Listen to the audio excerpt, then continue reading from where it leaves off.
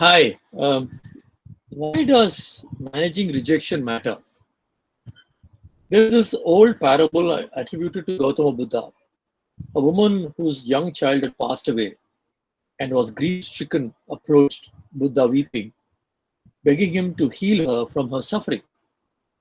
The Buddha told her that he could help her, but before he does that, he wanted her to visit each and every house in her village and collect a mustard seed from each house that had not had a bereavement. The woman set out in all earnest to collect the mustard seeds with the hope that her suffering will soon be over. But she returned to the Buddha a few days later with no mustard seeds, since she found that every house she visited had experienced a death in the family in the not so distant future, not so distant past. Beg your pardon. She realized that what she was going through was not uncommon. She was not being singled out to suffer intense emotional pain. She was not alone. Now we can replay that same story by replacing bereavement with rejection. Put it simply, rejection is universal. In this book, we have looked at rejection through various filters. I've shared many stories from my campus days to my days in marketing and my long innings advertising. We've also read about how business leaders, authors, athletes, sportspersons, world champions, senior bureaucrats, academicians of repute, space scientists, Nobel laureates, movie directors, much lauded musicians, startup entrepreneurs, and more have faced rejection. Clearly, everyone has faced rejection. The successful ones have faced rejection many times and have conquered the rejections. And there are three views on rejection and failure. Thomas J. Watson, the founder of the global corporation IBM, had this to say: success is on the far side of failure. The genius scientist Albert Einstein said, in the middle of difficulty lies opportunity. And the wonderful British actress Emma Thompson says, she says this about failure: my dad once said to me that if you can't fail, you can't do anything. And it was brilliant advice that made me see that it's important not to be afraid.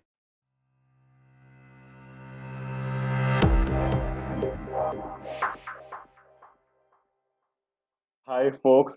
What you just heard is a small piece, a beautiful crux from Ambi's book Spring, Bouncing Back from Rejection, the book which will be our guest for today, along with the author. And welcome you all to the Banyan Tree, a place where we quench our thirst for knowledge by interviewing some of the best-selling Indian nonfiction authors on their books, trying to create a dialogue, for a mode of communication that has primarily been one way, and bringing it to everyone possible. So, as you have already heard, our guest for today is the author Ambi Parameswaran, with his book Spring, Bouncing Back from Rejection. And this is your host, Sahil Agarwal, and my co-host, And I am Souradip, Souradip Sarkar. who keeps forgetting calling out his name. Um, and Souradip, yes, over to you. Right. So this episode in particular is being done in association with Marquity, the marketing club of MDI. They have their annual marketing conclave coming up on 12th of December. They have a host of, stellar speakers out there, including Ambi. So do register and listen to the conclave, the e-conclave this time. Uh, so coming to Ambi's introduction, certainly he's a man who needs no introduction. 1977, IIT Madras. 1979, IIM Calcutta. 2014, Harvard Business School, AMP. Then he started his career quite back sometime in Rediffusion, and subsequently moved on to FCB Ulka, where he spent good 27 years of his career, rising through the ranks to finally become the executive director and CEO of the organization, and thereafter an advisor. So it was during this time he helped build multiple well-known brands. If I'm to name a few, the list is long, but if I'm to name a few, Tata Indica, Santoor, TCS, Daikin, Tropicana, Sundrop, ZTV, Sunfist, Brufin, Wipro, Thermax. There are many. There are many. We'll be talking about few of these brands while our discussion over the course of next 1 hour or so. As of date, he is the founder of brandbuilding.com, and he's an independent brand strategist and a brand coach, as well as an adjunct professor at SPGIMR Mumbai. Well, but there's more to him than other than this particular identity. He is also a serial best-selling author. He has written, if I'm not wrong, 7 books so far. Few of his books. There's this beautiful book called "For God's Sake," an ad man on the business of religion. Do go and read this book. It will be on our description as well. And then there's this book. Of you might have heard of it. Nawab's News Noodles: India Through 50 Years of Advertising. One of the 100 most memorable books of 2016, and then Crossword Popular Book Award 2017. And subsequently, there's this book called Sponge: Leadership Lessons I Learned from My Clients, Financial Express #1 bestseller. This is a book I can't even recall how many people I gifted to. And finally, today we'll be talking about his latest book, Spring: Bouncing Back from Rejection. So if I'm to kind of walk you through this book, comes in a beautiful cover, white cover with spring on it, and it's actually published by Westland Business. Many great testimonials from the likes of Bhabish Agarwal, co-founder and CEO of Ola, Nitesh Tiwari, acclaimed writer and director, from Harish Bhatt, brand custodian, Tata Sons. So Sahil, over to you for the first question. Well, that was quite an introduction. Thank you so much, Sardi, for that, and thank you so much, Ambi, for joining us. Thank you so much for being a sport for this. Great to have you here, and fairly excited for this because the sheer number of stories that you have used in the book, they drive the point really well, and I guess I mean, it is both how to handle rejection and getting super motivated while doing anything, right? Like I can listen to all those stories about many authors, about sports people, about business people, students that you have given, and I am just sort of trying to connect my own story, my own experiences with them, and relive those moments and figure out what changes I need to make now, what changes I could have made before, and it did propel me a lot.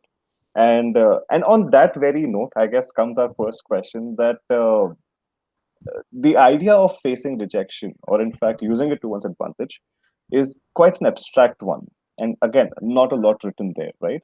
So you have structured it in a very unique way, where you bring out different perspectives, different viewpoints on, or in fact different angles to how rejection can be seen, managed, handled, or effectively used. In fact, my favorite line is where you say that I'm not rejected from something, but to something better.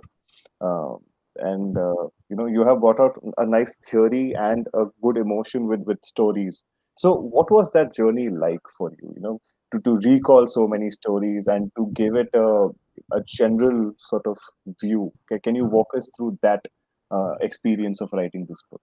Thank you for having me on the show, Sahil and Souradip. So let me start, pull back a bit and say, look, how did this book come about? So to be fair, I'm not a psychologist. I'm not a psychiatrist. So I don't know the psychological aspects of all this, and I also don't know whether I'm fully qualified to write something on a heavy topic like rejection. But it was triggered by a question I was asked at the Jagra Lake University a little more than 2 years ago, when I was giving a talk on my book, Sponge: Leadership Lessons. And at the end of the talk, there was this girl at the back of the audience who was pretty keen on asking a question. And you know how in a live talk, the mic doesn't get to the last row till the end. So finally, the mic reached her. And she got up and said, well, you had a great education, you had a great career, and you met a lot of smart people in your life. But, we are all young people here. We are very worried about being rejected. I had not expected that question because I was talking about leadership and all those great people I'd met. So that I stopped in that question kind of stopped me in my tracks. And I said, look, let me answer this question head on. So I had to then tell the audience there that, you think I'm very successful. And some of you may be thinking that, I've been successful right through my life. Every step I took was, paved in gold, and I just had to walk very happily towards the sunset. Well, that's not the case. I got rejected in interviews. I got rejected when I applied for promotion. I got rejected when I wrote a book. And so rejection is really par of a course. So those people whom you think are highly successful today have actually faced rejection and overcome rejection and managed to come out of every rejection a little bit stronger. So I don't know what happened that day. At the audience, they stood up and gave me a standing ovation, right? And I was very surprised. Why is it that they're giving me a standing ovation for my full talk? They didn't give me a standing ovation. They gave me a nice applause, but not a standing ovation. This one, I don't know what happened. I think one of the professors stood up, and suddenly the whole auditorium of 350 people stood up and kind of clapped. So I said, maybe there is young people are really worried about being rejected. So the rejection seems to be like in medicine, there is this big C word, right? So it is rejection is like the R word. So that stayed with me. And a month or so later, I was being given the Distinguished Alumnus Award at IIM Calcutta. Every year they give it out on the November 14th. So there I gave, that was a very short speech, about 7 minutes is what was given to each of us. So I narrated the rejection story once again. And again, it got a tremendous response. I mean, getting the, like MDI, IIM Cal, IIM Ahmedabad, Bangalore, it's very difficult to get those guys to actually clap for anything, unless you're probably Steve Jobs or Indra Nooyi. But they actually clapped pretty loudly for that story I narrated about rejection. And I said, look, there is something there. And I talked to my agent. He kind of said it's a nice idea. I had not even written anything. I just narrated this to him. And he spoke to the publisher. The publisher said, we want to do the book. And then I said, look, this is, I can't just write some stories about my interviews or my jobs. It has to be different. And I started reading.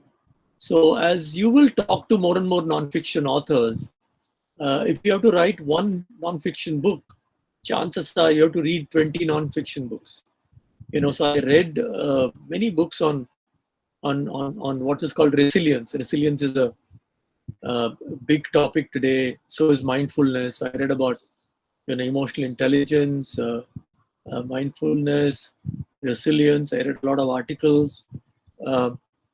And then somehow I decided that this book will not be about my rejection story. I should then talk to people. So I met with, very senior retired bureaucrats. I met with academicians. I met with Olympic athletes. I, of course, spoke to, film people, authors, of course, I knew, and I had to talk to them. So I did a lot of that, and I started compiling the stuff together. And I said, if there are going to be 20 chapters or 18 chapters, maybe two chapters or 3 chapters would be from my FCB Ulka life, right? The others would be outside that.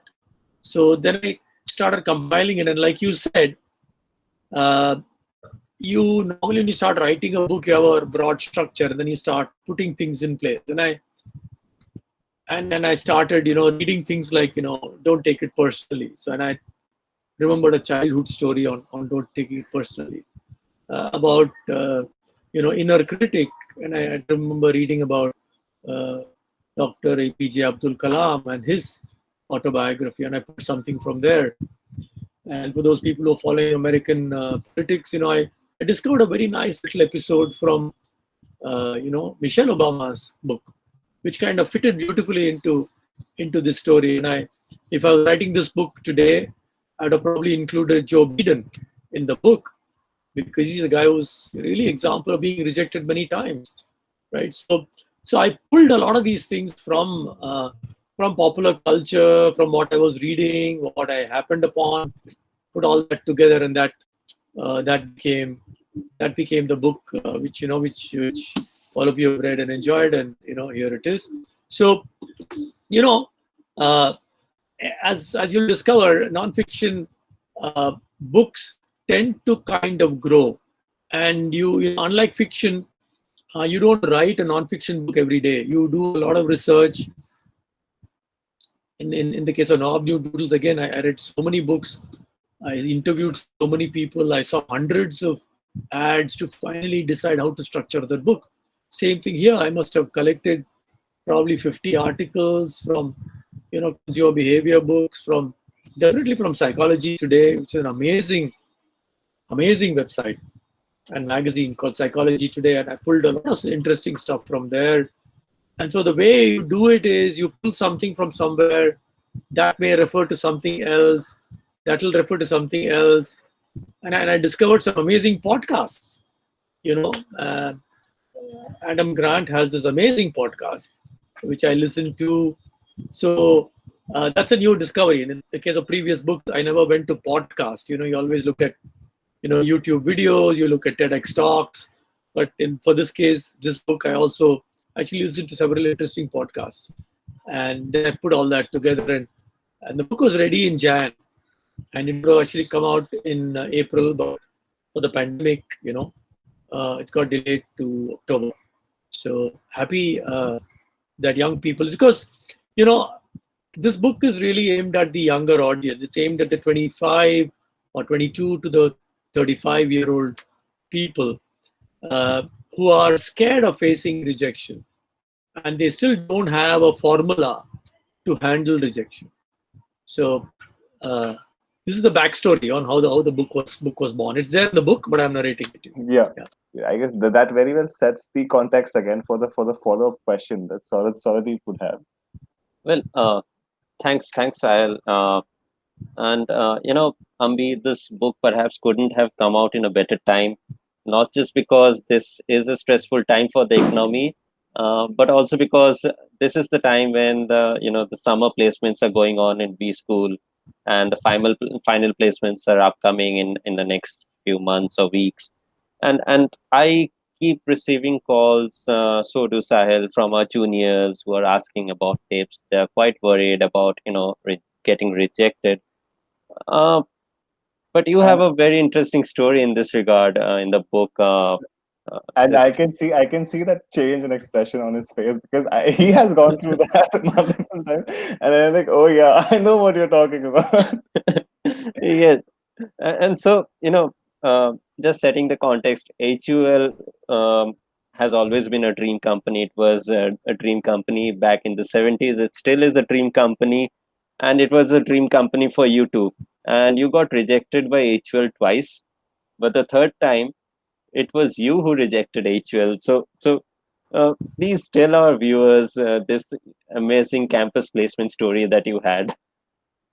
Well, I think it's an exaggeration to say I rejected HUL, but they rejected me twice. Very clearly, they rejected me twice. So let me pull back and go to 1977, IIT Madras, March, right? And I was not keen on going abroad. A lot of my friends were applying, and they were all, I think the entire chemical engineering department was kind of flying off to the US to do MS and PhD. And I said, no, I was not keen on doing that. Anyway, I was not a great student.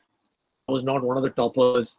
I was probably an average or a slightly below average student. So I said, look, let me look for a job. So I went to the placement office. And those were the days placement was not like a season, like, hundreds of companies coming and interviewing, in multiple rooms, or nothing like that. So I saw there was Hindustan Lever was coming for an interview. So I prepared my CV, gave it to the placement office, and a couple of days later, the interview happened.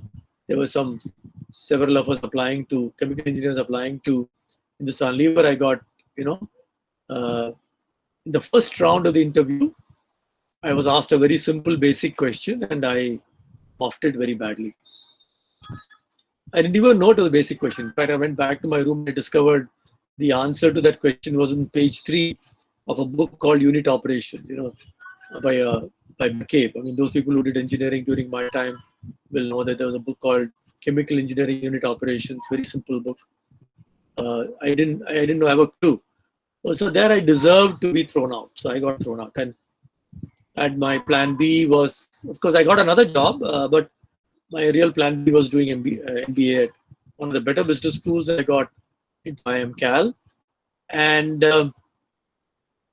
again, cut to March 1978. Again, Hindustan Lever coming to campus to look for summer interns. This time I was very confident because I was a pretty good, suddenly, I don't know what happened to me, that from IIT I went to IIM Cal and I became a good student. And I actually started doing well in academics. I was a faithful student. I used to attend all classes. And in fact, first trimester, I think I topped the class. I came number 1, and then second, third trimester, I kind of came down to, I think, 5 or 4 or 5. It still was a pretty creditable achievement for a guy who was not even in the top of his chemical engineering batch, right? So I said, yeah, this is good. I mean, I should get this summer internship. This is like a walkthrough. So I went and I went through the first round. 30 people had applied, 30 or 40 had applied. I got shortlisted. Second round happened, and then third round, there were 2 of us. And I walked in. I was asked a kind of a tricky question. The full question is there in the book. You can read the book and find out what the question was. And I gave a very logical answer. And the person following me was asked the same question, and he gave a very smart answer. And then he got the summer internship. I was very disappointed. I said, look, what's going on? First time these guys asked me a sensible question, I gave a wrong answer, and this time they're asking me, I give a sensible answer and they reject me. And those were the days where placement was not really an obsession with all of us, because we knew that somewhere or the other we'll get a job.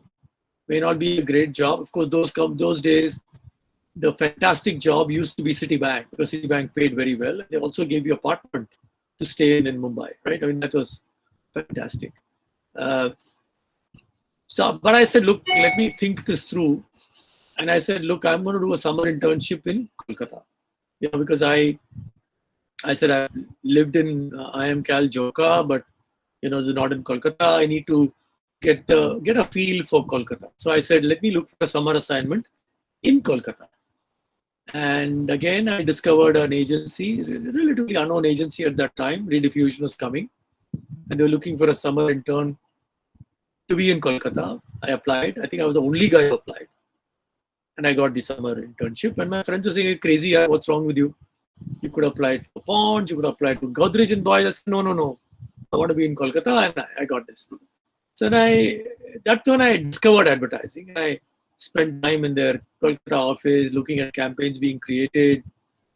And I discovered that advertising, like what we may imagine at that time, was not really purely dominated by, weed smoking, ponytailed guys, but they were also sensible, quote unquote sensible again. I am types who can run an agency, who can add value. I was pretty impressed with what Rediffusion was doing at that time. So, and then I used to keep in touch with them even after summer internship. And that's a tip I should give to people, that after summer internship you should keep in touch with whichever company you interned with. So I used to keep in touch with them. They shifted office. I went and helped, and I used to see the work they were doing. And 1979 March, again, I get a call from Subha Chakravarti saying, are you free on Sunday evening for a drink? I said, yeah, of course. As you guys know, MBA students are always free for a free drink. So I took the bus, went to Kolkata. We went to the New Kenilworth bar, and we had nice, I think, beer or whatever. Went on for 2 hours. At the end, Subhash asked me, so Abhi, how would you like to work in advertising? So I said, hey, Subhash, are you offering me a job? He said, yeah. Would you like to come on board? I said, yeah, done. So we shook hands. And I went back to campus and I told my friends, yeah, I'm joining Rediffusion. They said, are you crazy? What's a package? I said, I don't know. Where are you going to be posted? I said, I don't know. But yeah, you're IIT, you're BTech, and you're a topper here. You can get any other job. Why this? I said, no, I think I like it. I like the idea of doing something different. It's not that I'm closing all options. I'm going to work there and see what happens, right? And the plot thickened because my friend was a placement rep, and he said, look, tomorrow Hindustan Lever is coming and they've shortlisted you. You have to appear for the interview. So I said, boss, I'm not going to appear. They said, no, but you don't have an offer. I said, they've told me, I've had 3 beers. He told me, I'm getting the job. So what should I? He said, no, that's not going to work. We need a letter because Hindustan Lever may ask as he got a firm offer. So then I had to call, and those days there was no mobile phone, no internet, nothing. So you had to call, and then finally one letter arrived at 12 noon, and I kind of opted out of placement the next day. And I think the Lever guys came and they asked, where is this guy? They said, no, he's been placed. They were surprised, how come he's been placed? So I said, no, he did summer assignment and he's got that job. He's not coming. So I joined Rediffusion. I really enjoyed the 3 years I've worked there. I've narrated some of the stories in the book. And then the bug bit me, advertising is not marketing. Marketing is something bigger. So I jumped from advertising to marketing, went to Boots, worked there for 6 years, and I worked in sales for 2 years, and I came back into advertising in 1989. Now, interestingly, many years later, I'm narrating the full story in the book. I ended up working on a brand which went head-on against Hindustan Lever's Lux. And in whatever sense, I helped Santoor take on Lux and become a brand bigger than Lux. So in a sense, by not hiring me, Hindustan Lever created their own competition, which was good because, Santoor went on to become a very powerful Indian brand. It also kind of generated the surplus to create Wipro, what Wipro is today, right? Wipro, the entire information technology, and you're in Tech Mahindra, Sahil, the Wipro came from out of consumer products, sunflower, Vanaspati, and Santoor soap, right? And Santoor becoming the second largest soap brand was something which happened 2 years ago. I was delighted because when I started working on Santoor in 1994, Santoor was not even 20% the size of Lux, but, over that long period, it actually became bigger than Lux. And that's, let's be clear, Hindustan Lever is an amazing company. They have great processes, great systems, and they are a very, very formidable competitor. So it was great that I could help an Indian company take on Hindustan Lever and actually succeed. So that's the full story. But the moral of the story is also like these days youngsters get very obsessed with placement, and there is a whole thing about dream company. My dream company is Google. My dream company is McKinsey. My dream company is Tech Mahindra. My dream company is Ramco. My dream company is Rockwell. Guys, you're too young to know what is your dream company, right? You don't know enough. So yes, you should have a few companies which you want to join, but be ready to experiment, right? Be ready to take the untreaded path. And you never know, you may end up enjoying it, you may end up being a bigger success. So this obsession with placement, this obsession with campus interviews is something, which I've always been very uncomfortable about. And this whole obsession with starting salary, again, is something which is ridiculous, because what you earn for the first 3-4 years doesn't matter at all, right? It's really there's a clever cliche. What you learn in the first 5 years doesn't matter at all. It's, what you earn doesn't matter. What you learn is what matters, right? If you're working in a company where you're learning a lot in the first 3, 4, 5 years, you'll end up becoming a rock star, whether you like it or not, right? Whereas you say, no, my dream company. Oh, I didn't get a job in my dream company. So what? It doesn't matter. Right? You can probably do better in your not so dream company. this is fairly interesting takeaway for the students who are watching this right now. And you also talked about Santoor. We have a question regarding the backstory of Santoor too, but we'll come to that later. But before that, Sahil, I guess you have a question. Yeah. Actually, first of all, Ambi, what you just mentioned, I guess, strikes a chord with a lot of these school students, our juniors who are, about to sit for their placements, and I guess even those MBA aspirants, or for that matter, anyone who's writing an entrance exam and applying to different institutes and whatnot. Uh, I guess that the takeaway here would be that it's good to not be fixated. But the other side to it is there are people who don't have dream companies, and I've seen students who just want to who are so uncertain about themselves. I don't know if I'll get into any company or not, right? Any at least good company. I don't have a single target, but I don't know if I'll be as good as my peers. And that fear, and you see your batchmates getting placed every day, tuck tuck tuck, and you are getting more and more dejected about not getting either shortlisted or not making it through the finals. So anything for those students, on how they can at least prepare themselves better for that placement season. So I think those kids who are very obsessed about dream company, I'm saying, don't get so obsessed about this dream company. And for those people who are saying, look, I don't know what's going to happen to me. I don't know what's going to happen to me. I think you should just take the chill pill. If you know enough, you will get a job. But you have to be broadly clear what you want to get into, right? You cannot say, look, I am obsessed. I want to get into FMCG, and I want to be obsessed with FMCG, and then you don't get FMCG. What happens, right? So, if you want to be in FMCG, you need to have a set of companies you'll apply to, and then have a backup plan. You got to have a backup plan, right? And so I'll tell you the story. It's not narrated here. That we were those days, FCB Ulka used to hire from IIM Ahmedabad and IIM Bangalore. And so we went to IIM Bangalore. We were not day one company. We were, I think, day 3. And we walked in, and there was only one applicant. So Arpita Shom, no, Arpita Menon, and I'm giving her name because she's an amazing person. So she was waiting. So we asked, look, you're a really top class student, and you're not being placed till now. Why? So she said, look, I'm very clear. I want to be in advertising and I want to be in media. And she gave us a reason. I forget why. I think she knew someone and she wanted to be in media.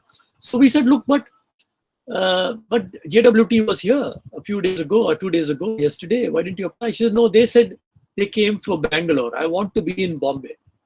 I want to be in advertising, in media, in Mumbai. And I knew you guys were coming. So we said, look, suppose we didn't find you good enough. What would you have done? She said, no, that doesn't matter. Then I'll go to Mumbai and I'll go agency to agency till I get a job. And we found her very good. She joined us. She worked, she was a very senior person in Lodestar, and then now she's with Star TV. Amazing person. She actually wrote a book, which is a bestseller called Media Planning. So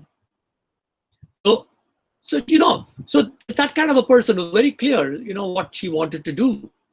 But, you got to have some level of focus. If you're an MBA, you've been 2 years in a B school, you should broadly know what you want to do, right? You got to be somewhat clear. I want to be in marketing, or I want to be in operations, I want to be in finance. Okay, that may be something which your institute will decide for you. And then you say, look, yeah, I want to be in FMCG. I want to be in B2B. I want to be in marketing services.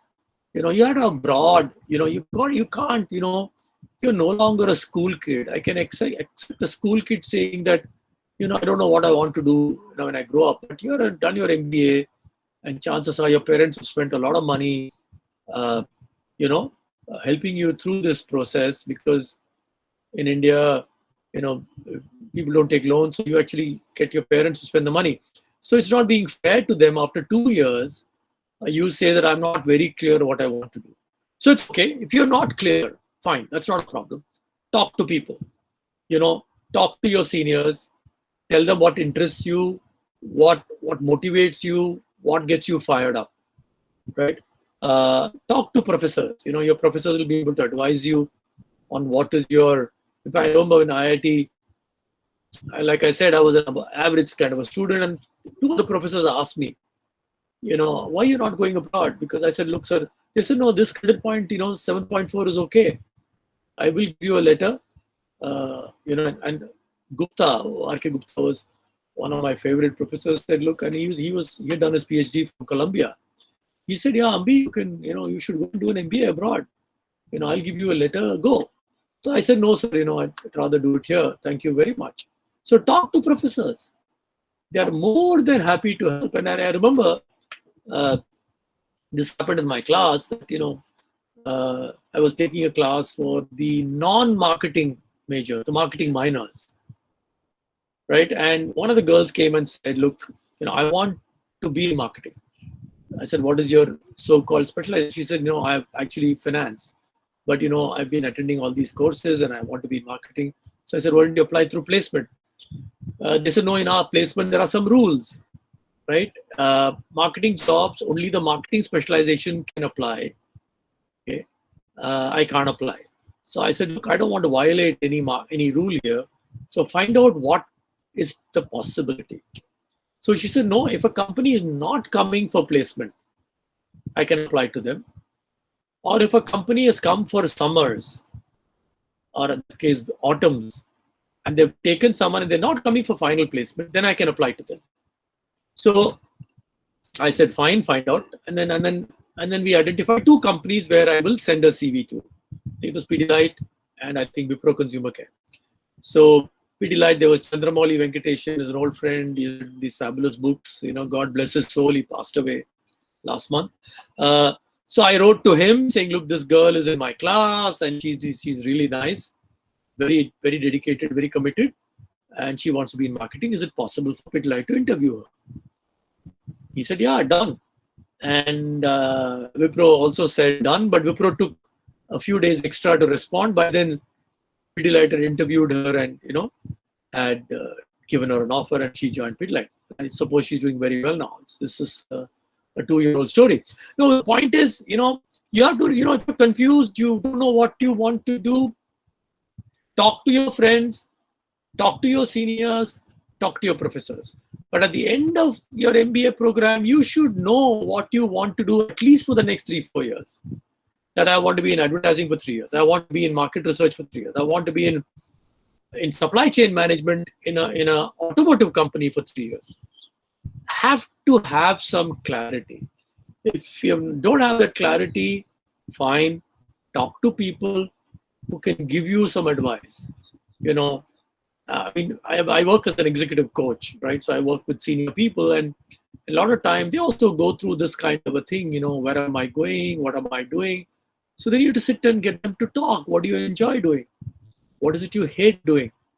What do you think you're good at? What do you think you're not very good at? How does your team rate you? How does your subordinates rate you? How does your colleagues rate you? How does your bosses rate you? You can do the same thing. And after a half an hour conversation, you'll be able to figure out, yeah, I actually want to be in marketing services. I want to be in hospitality. That's what I enjoy. Right? After you join, it's quite possible after 3 years, you may say, look, this is not what I thought it would be. And then you need to figure out where to go next. Right? So I think at the end of your MBA, you should have some clarity on what you want to do. Yeah, I guess even the examples that you have given, and they also convey us one thing that I have even thought while I was doing my MBA is that for anyone who's in a B school right now, or in fact any institute, I guess they have a testament to the fact that they are capable, that they are qualified, and people have put their faith in them. That's why they are there. And I guess it just boils down to them having that faith in themselves and realizing that if not this, they will be well off, somehow or the other, because they are able. And I guess your stories have communicated that very well.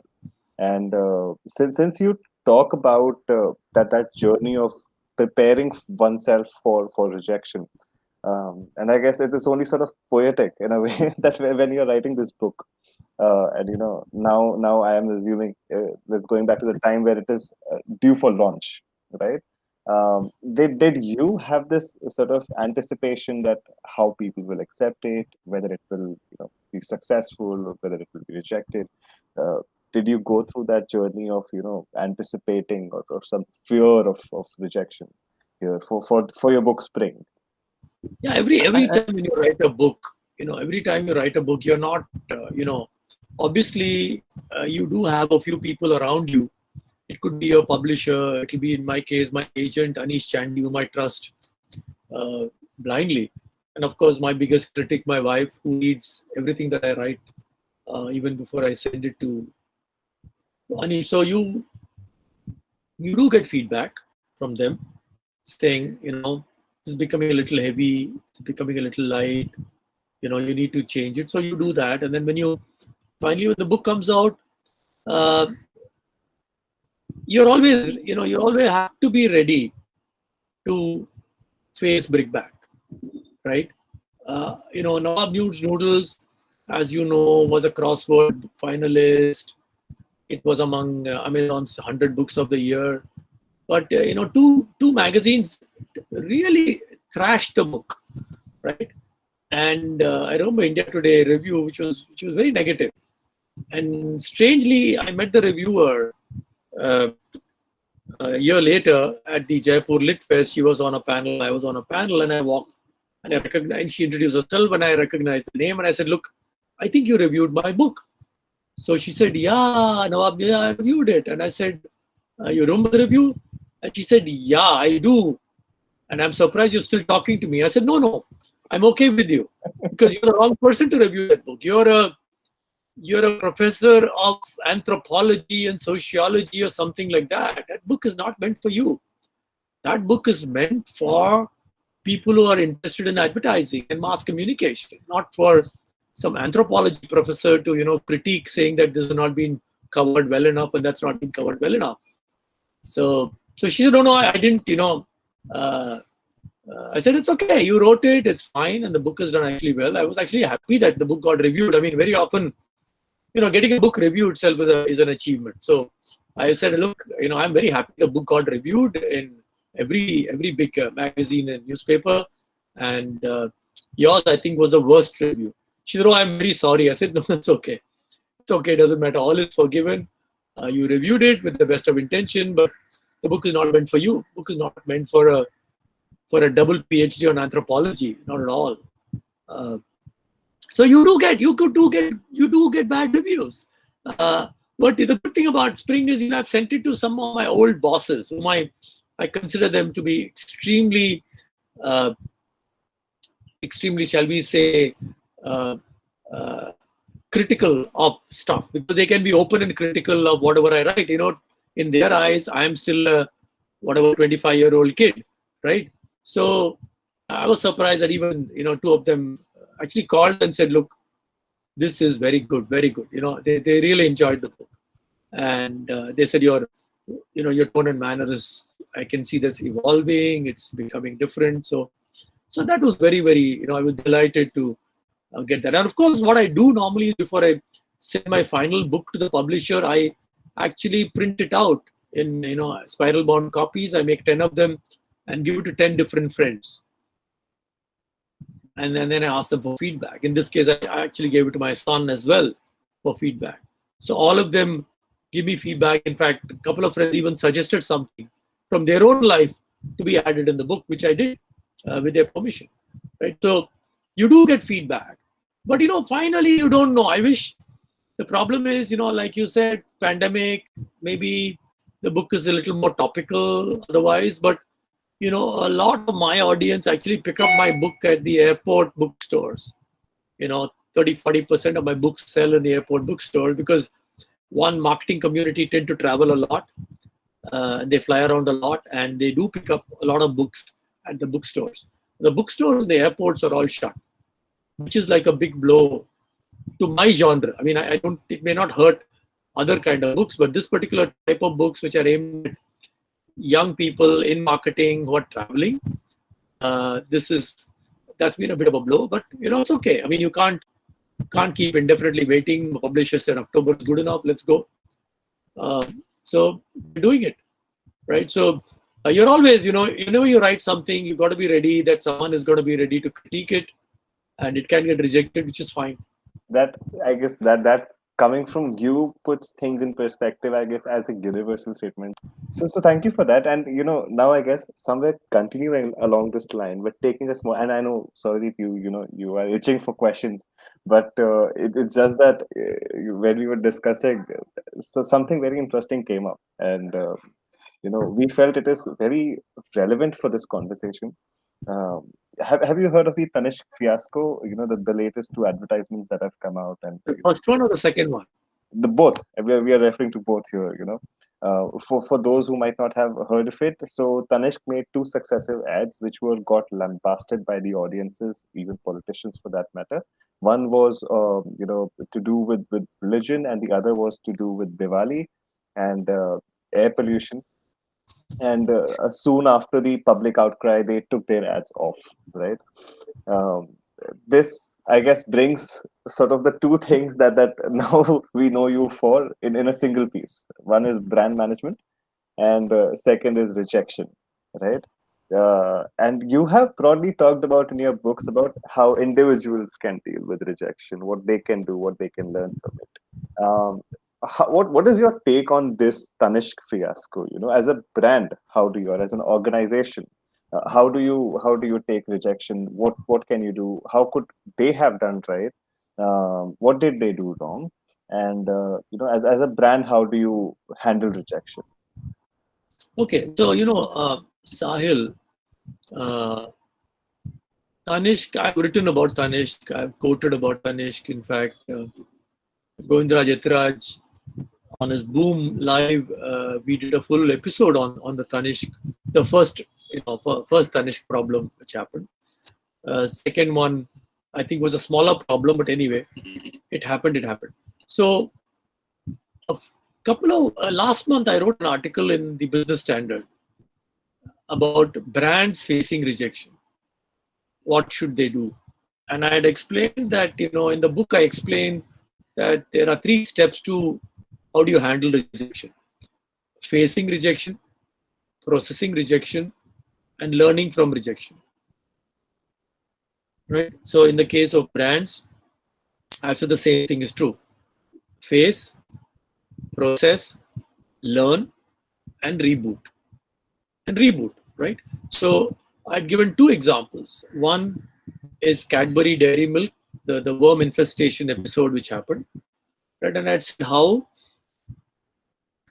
it was a disaster waiting to happen, because Cadbury was expanding the distribution network. They were creating 10 rupee packs, and they were going into small grocers in smaller towns. Grocers don't have very good way of storing stuff, and worm infestation was bound to happen.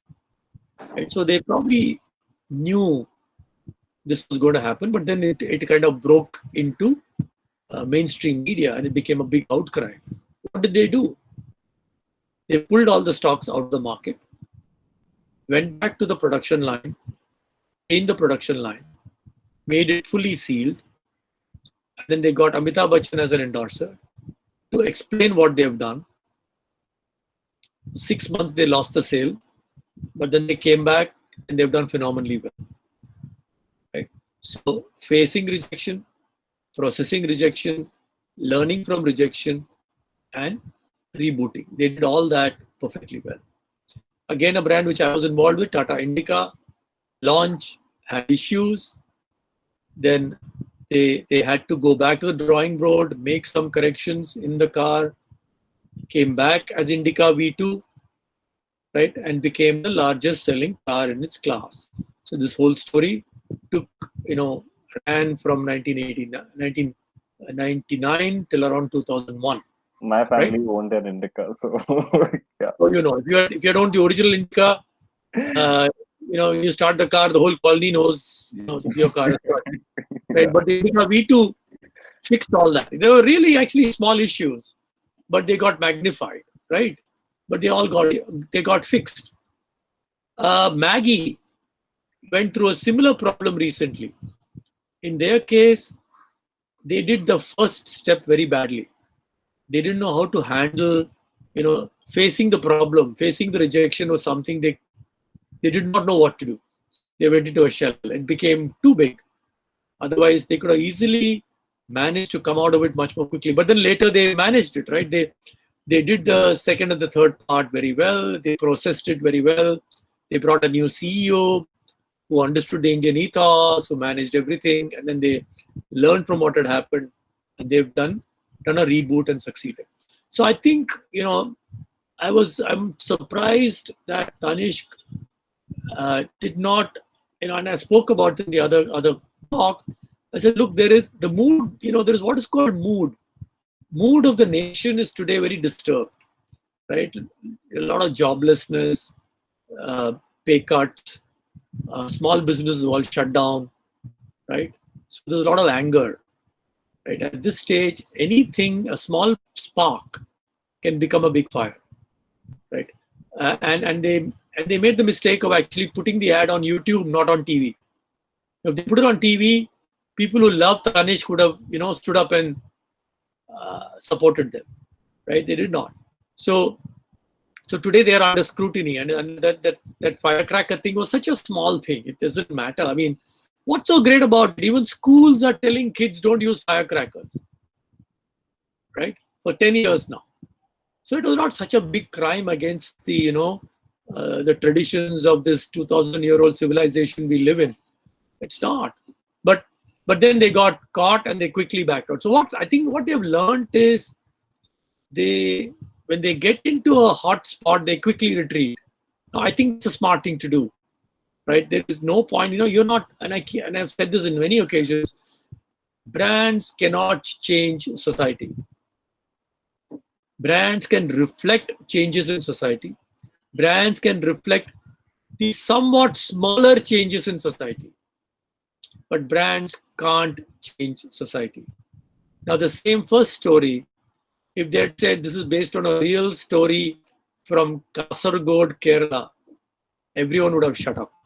And I know for a fact this has happened in many Hindu-Muslim families in South India.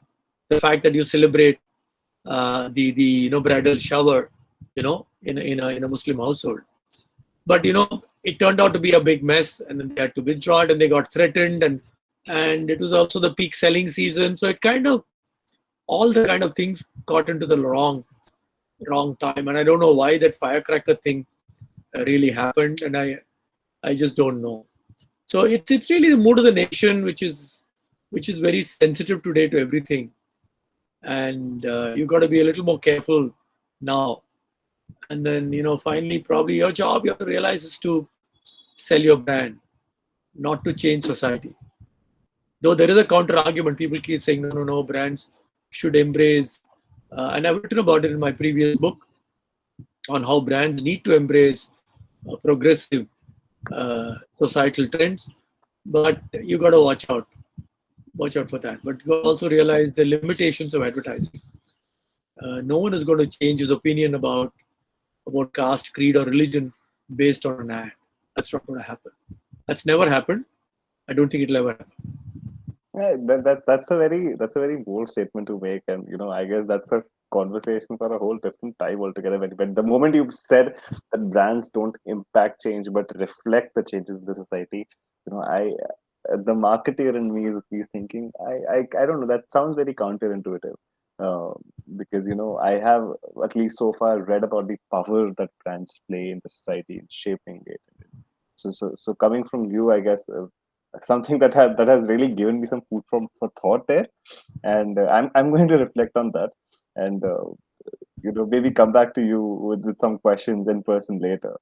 Yeah, you're welcome to. All I'm saying is that just because if you show a transgender woman adopting a child and do a lovely film which makes it done with touch of care, that one film is not going to change anyone's opinion about transgenders in society. Change, social change happens through your family, through religious leaders, through through social activists, right? People, and maybe films, and maybe television. Advertising is one part of that long tail which changes society, right? It's not going to be just because you saw that ad in Wix, and next time you see a transgender woman on the road, you're going to shake her hand and hug her or him and say, "Well done." You're not going to do that. It takes a lot more to change society. I mean, that's what I was saying. Makes sense. Makes sense.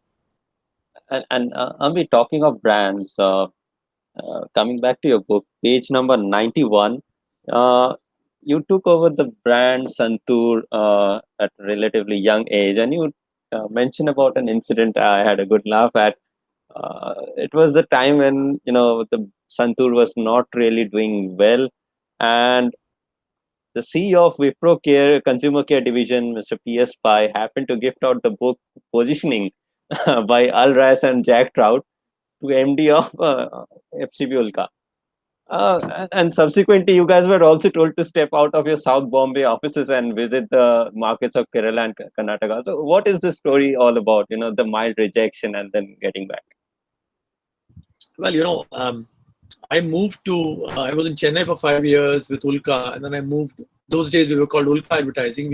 I moved to Bombay, and I was told you have to handle 2 accounts, I think Santoor and Sundrop.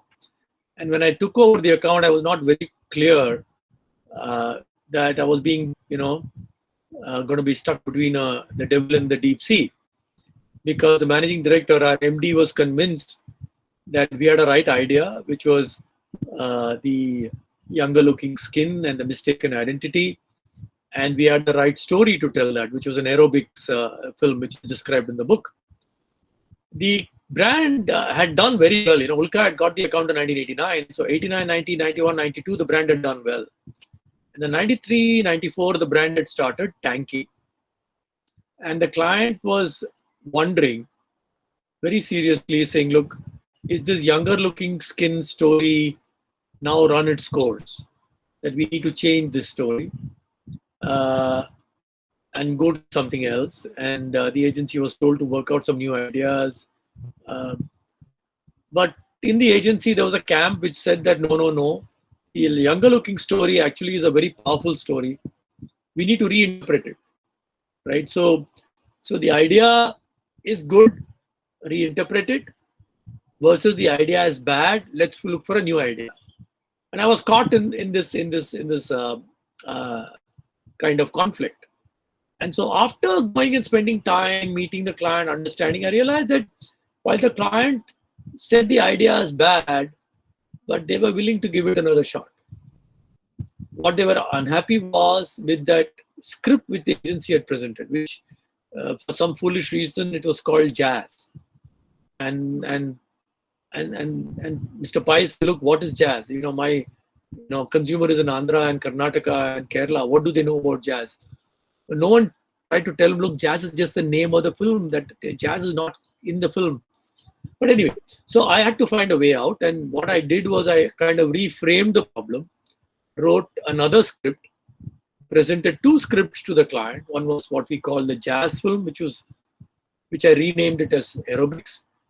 And the other one, we wrote a film called Music Room. The client felt, okay, Music Room may work, so the Music Shop may work. Let's do both. And to be fair, when they tested both the films, the Aerobics actually scored better. So we managed to break out of, till then, the brand was stuck in the shadi, Raju ke saath shadi kara de, iske saath, iska shadi ka umar hai, that kind of stuff. We had broken out of that. And then we created almost multiple stories every year to keep the dialogue forward. But the face of it was rejected, but we could reframe the problem and represent it, and then it got accepted, right? So when you're hit by a rejection, you can either curse the client saying he's an idiot, he's this, he's that. Same thing with any company. Like you can curse the boss saying he's an idiot, he's biased, he only likes that guy's work, he doesn't like my work. Or you can say, hold it back. This is what is happening here. What is rejected? Are you rejected? Is your idea rejected? Is your concept rejected? You're not rejected, first of all. No one can reject you, right? Your idea can be rejected. Your concept can be rejected. Think through what has been rejected and see if you can reframe it. And when you reframe it, maybe it will find acceptance, right? And so that's another thing I talk about in the book called "Don't Take It Personally." When you get rejected, a lot of us think, no, um, this guy doesn't like me. He hates everything that I do. No, it is not about you. It's about your project. It's about your presentation. It's about your CV. It's about your idea, right? It's about your code. If you're writing code, it's not you. So, I mean, not taking it personally is something that I have been a salesperson, right, for about a year, and I know we are exceeding time here. But if you could just bear with us, a very relevant question. The thing is that social media has perpetuated our lives, like a very integral part of our lives today. And if not for us, at least like for the younger generation, the teenagers, right? And it is very easy to get rejected on social media, or getting very few likes there, or maybe a couple of two troll comments uh, would make you feel that you're getting rejected. And it's not a one-time event. You see 10 stories a day today of people sharing the happy moments of their life, the successful moments of their life. These are your peers who you see are, doing hunky-dory and great. And here you are probably not so well off, right? And whatever you do does not get a good response. And social media, has accentuated the need for constant validation, for constant acceptance. And that is a whole different rejection altogether. It is not something, that comes in bits and pieces. It's something that people face maybe daily. Um, so it is difficult to then tell oneself that it is not personal, because it is social media. People know you there, right? Would you have anything for these people, for these teenagers, or even people like of our age? I've seen sufficient, right? On how they can, yeah. I think even social media is a mirage. I mean, for example, when you post something on social media, and let's say you have 1,000 friends, right? You think all the 1,000 friends are seeing what you post? No. Mark Zuckerberg decides who will see your message, right? So out of the 1,000 friends, maybe 10 will see it. You get very upset, but only 10 people have seen it. The algorithm is such a way that people who don't usually interact with you never get to see your message. So I mean, kids don't know that. No one liked it because you've not gone and liked anyone, right? If on a routine basis you go and pick, whatever stuff you like a lot of what people are posting, they will like it back because they'll get to see it. A lot of people don't realize it, right? So they don't realize that social media is an echo chamber. And in that echo chamber, the algorithms keep changing. Like, for example, in social media, in Facebook, if I post a message, and let's say with this video, I post a link to the video, no one will get to see it. However, if I post a message, I had a great conversation with Souradip and Sahil, and I put a screen grab, and I don't put the YouTube link,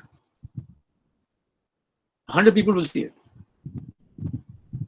Because Facebook algorithm says people should stay in Facebook. The moment I put the link there, the algorithm says don't show it to anyone. Right? So, kids don't know that. And they say, "Arey, this, that, they get upset. But I suppose some of the brighter kids who know social media know all this. And then, they know Insta, they know what happens in Insta. I don't know anything about Insta, right? I'm more a LinkedIn kind of a guy, and maybe a little bit of Twitter, but not Insta. But kids who know Insta know Insta. They know what to post, what to do. Right? So don't go there. Don't go there. Find someone who can advise you on what to do and what not to do. And remember, as far as youngsters are concerned, remember that you have to make sure your social media presence is clean, because all your recruiters are going to look at your social media profile. If you have these, photographs of drunken binges on your Facebook page, you're going to get caught out, right? You may have drunken binges. Don't post the photographs on Facebook or on Insta or wherever, right? So you got to be a little more cautious about what you do. because it's a wide open world there, and then the youngsters tend to devalue privacy, which is a dangerous thing. Right. Quickly moving on to the next question, which is perhaps the last in our segment. And this, I would not restrict this question to the context we have mentioned in this particular book itself. So Tata Indica is one brand that you worked on, and this is a brand that you not just helped build, but you were associated in multiple ways, perhaps. And again, Tata Indica as a product has multiple firsts in the country. What Sahil and I had sensed while reading the book is that you, as an ad man and as an ad agency, stepped out of your job description to kind of develop this brand. You did conjoint analysis and stuff, which were not even asked to do to you. By Tata to you guys. And subsequently, you also mentioned about this brand in your previous book, Sponge, wherein you talk about perhaps you had met Mr. Ratan Tata and you had got few leadership lessons from him as well. So, I mean, this as a brand, as a story, has lots of rejection. Lots of model, not just in terms of facing out rejection, but also from the perspective of from leadership. If you could shed some light onto the story. I think, I was fortunate that I was associated with the Tata Motors business from 1998 till almost 2015 or so. And I think I was fortunate that, we had a great client who knew from day one that, we are not going to build a big team, right? Our marketing team is going to be very small. And so they paid us well, but they said, look, you got to put enough people and you got to be available round the clock for us. So literally, 50% of my time was probably spent on working on Tata Motors during the early days when we were launching multiple cars and, struggling through all the challenges. So, I think I'm not saying we were unique, but, at FCB Ulka, we had some client relationship were very, very deep. And the client did not see us only as a supplier of advertising, but as someone who could be their true marketing partner. And so they came to us when they wanted to do research. They came to us when they wanted to launch new products. In fact, they even discussed intensely their pricing strategy, which they might not have discussed it with other ad agencies. Part of the reason was because in our agency, we had a lot of people who won MBAs, and a lot of us had spent time in marketing.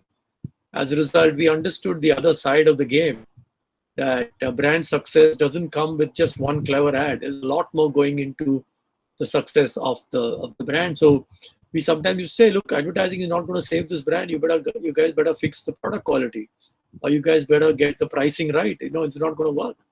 Advertising is not going to do the trick. And so one had to be honest, one had to be candid, and then one had to actually work very, very, very hard, so that you worried more about the brand than the brand owner himself or herself. That calls for a lot from you. You're available to talk whenever the client wanted. It could be midnight, it could be a Saturday, it could be a Sunday, it doesn't matter. You're available. And then the client starts respecting you and starts trusting you, and you know that the client will not make unfair demands of you. But I remember once I was on our IIT group vacation, and we had gone on a group holiday to Sri Lanka, and I was walking on the beach outside the hotel. It was a beautiful beach, right? And I get a call from a client, and we spent half an hour talking about some problem. I took the call. So it's a client call. You cannot, you may be on a holiday, it doesn't matter. You take the call and talk to the client, right? So that calls for a slightly different work ethic also, I think. And clients tend to respect you. I told the guy, hey, look, yeah, I'm in Sri Lanka on a holiday. Is it urgent? He said, yeah, I need 15, 20 minutes of your time. Okay, then let me sit down, right? So that happens. I'm not saying I'm unique. I mean, this happened. This happened with probably a lot of senior advertising leaders, right? Who were really what we call strategic partners to their clients. And then during the launch of the vehicle, you happened to meet Mr. Ratan Tata. And Yeah, that was the Indica. That was actually Indigo Marina. That's a story which I've narrated in. I think that's the first story in the Sponge book where I narrated about shiny new car. I think that's a chapter 1 or chapter 2 in that book. So that was fun. I mean, we had a great time. It was a great. And I regret the fact that today we are talking of manufacturing, etc. But we don't have companies making those big bold dreams. The Indica, making India's first car. When everyone said, viewers here should go and check out. Mr. Tata was given the Hall of Fame award at the Automotive Journalists Association of Detroit. It's a fabulous little interview, probably 5 minutes, and I use it in some of my classes. You should watch that interview. Mr. Tata says no one gave us a chance of being successful. In fact, people used to tell him apparently that you're going to bring down the group by launching this car. But he launched it. He had the dream. He launched it. He had a great team working with him inside the company, and they managed to hire a few of us from outside, and we all worked towards success. So that's great success of manufacturing, right? So where are those kind of big dreams today? And I hope some of you watching this will end up thinking of, of let's say a television set, entirely designed and manufactured in India, or let's say a refrigerator entirely designed and manufactured in India. We've got great, two-wheeler companies, tractor companies. But what about mobiles? What about laptops? What about TVs? Where are they? If we can make India's own car, why can't we make all those kind of products? We should be making them. And I hope we will. Well, that was beautiful, and also, folks, especially the marketing ones. The story on Tata Indica is basically your 4 P's of marketing in a crux. So take your notes there, and thank you so much, Ambi. So now we are just coming to an end of the episode, and we generally ask our guests this question: what books have inspired you? Like, what does the author read? So what inspired you for this specific book, and any specific literature that you would like to recommend? And I guess generally in life, some books that have been very defining for you, that have been really inspiring for you. If you could recommend anything to us and our listeners. I've mentioned a lot of books in this itself. If you go back to the back of this book, I mentioned several books which have been great sources of inspiration, right? And let me just pull out 1 or 2 from here, not the whole lot, but definitely Man's Search for Meaning by Viktor Frankl, and that's a book which you can read multiple times, a very small book. It's about how this guy, during Holocaust, managed to keep himself alive by thinking about a future. 7 Habits of Highly Effective People, Stephen Covey, is a constant, it's a constant favorite, and definitely Mindset by Carol Dweck is a fabulous book. As far as spring and getting your internal caliber right. These are the kind of 3 or 4 books. Because there are too many of them. I mentioned many of them in the book. There's Emotional Intelligence by Daniel Goleman. It's a little heavy to read, but Viktor Frankl's book, Simon Sinek's book, are all very easy reads to do. So I read a lot, so that's part of the journey that I enjoy reading. So you guys have cut into my Sunday reading time, but but I'm happy that I'm going to be speaking to the MDI students, because the purpose of writing these books is to get young people like you and your juniors and seniors, to give them a different perspective. And that's the best compliment I can get. I mean, awards, TK, being in the bestseller list or whatever is okay. But, suddenly you get a call from an old colleague and he said, look, Ambi, I just interviewed someone in Bangalore, and why she wants to join Mica, and why she wants to be in advertising. I said, why? He said, no, she's read your book. Nawab Noodle. He says, it's a great profession. I want to be in. I said, yeah, Subhash, my day is made. I'm happy that, people. So finally, we're writing books to help. I would say inspire is a very big word, but maybe help youngsters find and define their purpose and become better at whatever they do. So even if I can help people like you, people like your seniors and your juniors to get a little closer to their goal of happiness, success, my job is done. So thank you very much for having me on your show, and I wish MDI Marquity all the very best. So thank you very much. Thank you Thank so you. much. Thank you Ambi. so much, Ambi. To our viewers, you would find the link to this book Spring in our description, as well as the links to the other books that are authored by Ambi. And so with this, we come to the end of our interview with Ambi. And yes, so Marquity, the marketing club of MDI was associated for this particular episode. They do have their upcoming conclave in December, so do check that out as well. So with that, Ambi, thank you so much for your time. It really, really means a lot to me and Sahil and our viewers. Thanks. We loved this conversation. It was beautiful. Thank you very much, guys, and all the very best. Thank you.